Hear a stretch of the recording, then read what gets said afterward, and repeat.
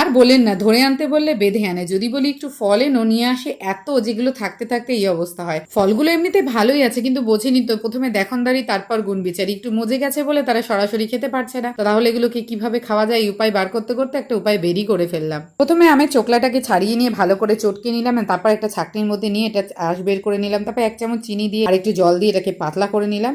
এটাকে সাইডে ঢাকা দিয়ে রেখে তারপর তরমুজগুলোকে ছোট ছোট করে কেটে নিয়ে তার থেকে বীজগুলো বের করে একটা মিক্সিং জারের মধ্যে নিয়ে 1 চামচ চিনি, একটু সামান্য বিট নুন দিয়ে ভালো করে গুঁড়িয়ে নিলাম। তারপর ওটাকেও একটা বাটিতে ঢেলে রেখে তারপর আবার মিক্সিং জারের মধ্যে জামগুলোকে চটকে নিলাম। জামের খোসা আর বীজ আলাদা করে দিলাম, এত নরম যে হাত দিয়েই করা গেল। তারপর ওর মধ্যে একটু দিলাম চিনি আর বিট নুন এবং সাথে একটু জলও দিয়েছিলাম। তারপর মিক্সিং এ ভালো করে ঘুরিয়ে নিলাম। এবার একটা আইসক্রিম ট্রে নিয়ে সেগুলোকে ওর মধ্যে ঢেলে দিলাম, ঢাকনা আটকে দিয়ে 6 থেকে 7 ঘন্টা ফ্রিজে রেখে দিলাম। 7 ঘন্টা পর ফ্রিজ থেকে বের করতে দেরি, প্লেটে রাখতে রাখতেই শেষ হয়ে যাচ্ছে। তো আপনার বাড়ির ফলগুলো যদি এরকম হয়ে থাকে তাহলে আপনি কি করেন অবশ্যই আমাকে কমেন্টস করে জানাবেন।